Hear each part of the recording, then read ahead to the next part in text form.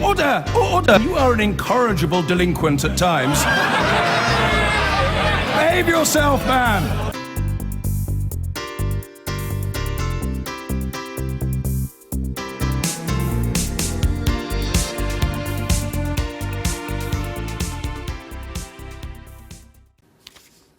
The Prime Minister has also confirmed today that she'll visit Washington for talks with President Trump on Friday, the first world leader to meet him since his inauguration. Mrs May said she would build on the special relationship between Britain and America, but would challenge any opinion she finds unacceptable.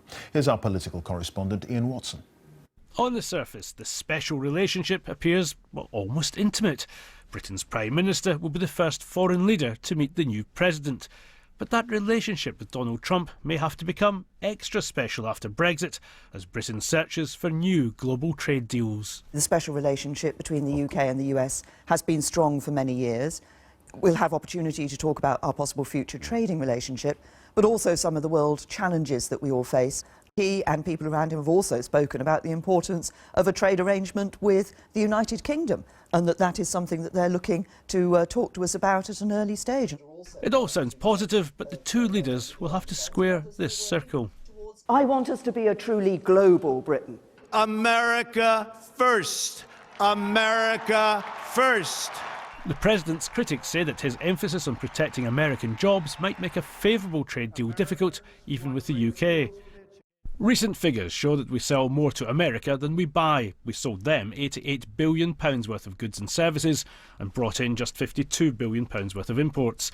The reverse is true with the EU. We buy more of their goods than we sell of ours. But as you can see, our business with our EU partners is worth far more than our trade with the United States. No trade agreement with America, however ambitious, can replace or match what we are potentially going to lose on our own doorstep in Europe. It's well known here at Westminster that the team around Theresa May weren't exactly Donald Trump's biggest fans when he was a candidate. But as soon as he was elected, her officials were dispatched to the States, with the Foreign Secretary following quickly behind to try to mend bridges quicker than construction workers on overtime. But now the Prime Minister insists that she still isn't afraid to raise really difficult issues with the new leader of the free world. Yesterday, millions of women across the world and thousands here in London marched against a president they see as disrespectful. Theresa May was a little coy on what she was going to say face-to-face to Donald Trump, but she argued her own presence in Washington made something of a statement in itself. I think the biggest statement that will be made about the role of women is the fact that I will be there as a female Prime Minister, Prime Minister of the United Kingdom, talking to him, directly talking to him about the interests that we share. In the 80s, Mrs Thatcher and Ronald Reagan had a close and candid relationship. While Donald Trump reportedly calls Theresa May his Maggie, it's likely to take a lot of diplomacy and good grace to form a similar partnership. Ian Watson, BBC News.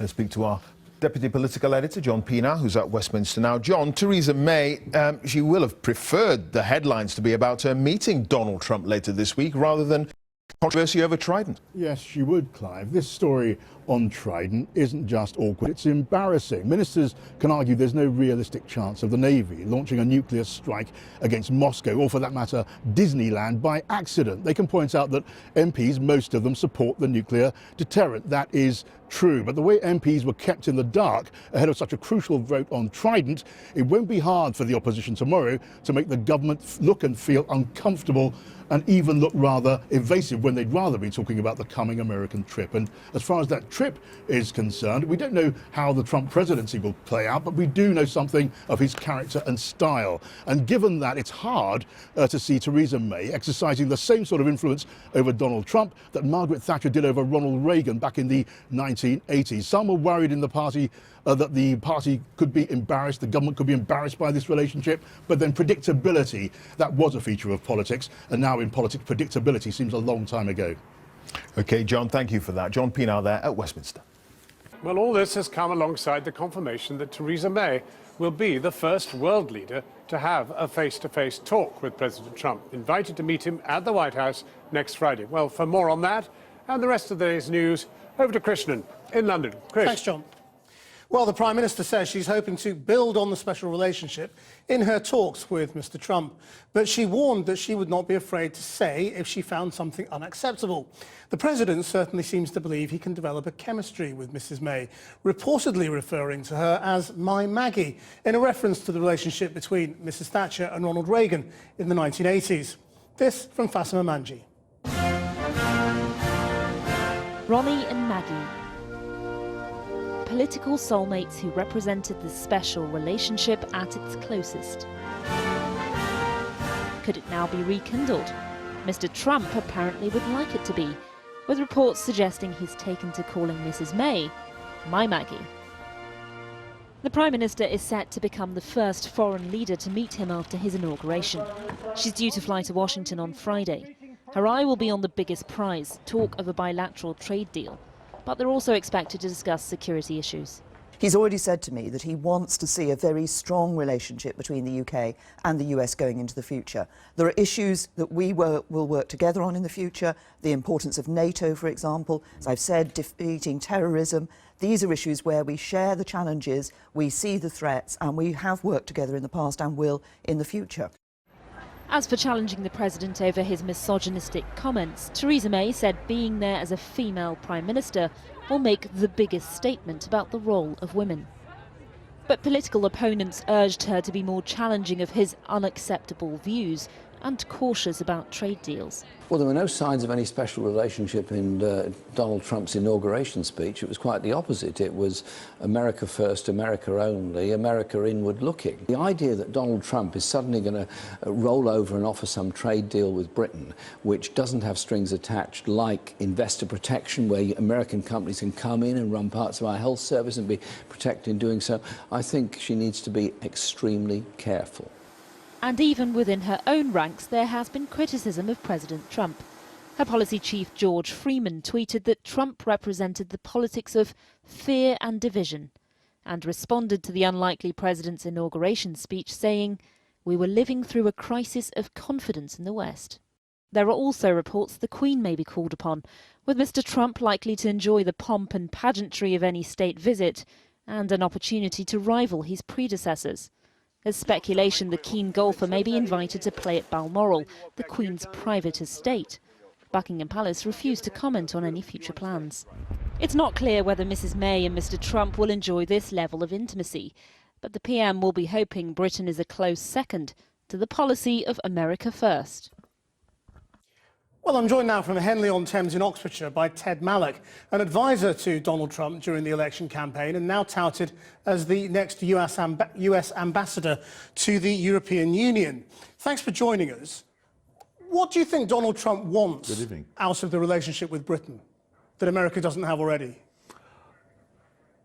I think that Donald Trump, now President Trump, wants to reestablish the long-seated history of the US-UK special relationship, which has been dormant now for nearly a decade.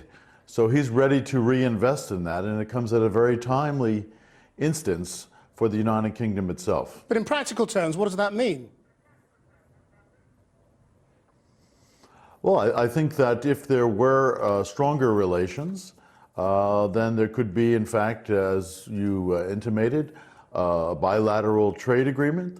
There could be an enhanced cultural exchange. There could be more serious relationships around European security. There should be discussions about combating terrorism, all kinds of things that we have in common with our cousins. If you are indeed going to be the ambassador to Europe, well, I mean, we know that Donald Trump isn't a huge fan of the European Union, and you know he was pro-Brexit. He's sort of encouraging other European members to go the same way. So, would it be your job to sow discontent, to be an insurgent in the European Union, and try and break it up? I don't think that's a diplomatic role at all. These decisions will be made by European people in European elections, and many of those elections will be happening all during the year 2017. So there'll be, much to oversee and to interact with. Now, you know him as an advisor. I mean, can you shed some light on his relationship with the truth? I mean, I've seen you direct people to his book, The Art of the Deal. And there's a quote in The Art of the Deal where he talks about people want to believe that something is the biggest and the greatest. I call it truthful hyperbole. It's an innocent form of exaggeration, a very effective form of promotion. So when he lies, or when his people lie, they're doing it on purpose, aren't they? Because they think that's what people want to hear. I think there's a difference between overstatement, hyperbole, exaggeration, embellishment, and lying. I don't think Donald Trump is a liar. I think in negotiation, it's often a technique that's used, whether it's in business or in politics, where you try to put your best foot forward, where you try to overstate your position, where you actually go out as far as you can, and then you can make a compromise. And actually, that's still the definition of politics, the art of compromise. I mean, the trouble with it is that it's very difficult to know what to believe then, isn't it? Because, I mean, when he says something, is he saying what he thinks people want to believe? Or is he saying something he believes? And is he saying something that's true?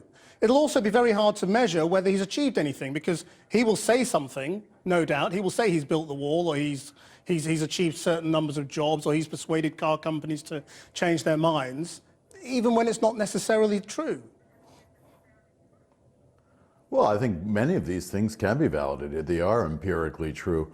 I mean, people talk about there being a need for a wall along our southern border. They don't even realize, perhaps, that there are already 200 miles of border, particularly in the California region of that border. So, no, all of the facts can be brought forward, and statisticians and objective people can measure those. And I think that President Trump threw down the gauntlet the other day in his inauguration and said, we will make America greater. And in fact, there will be ways to measure that. And how well people are doing in 2 years and 4 years is something that certainly can be charted. Ted Malloch, thank you very much indeed.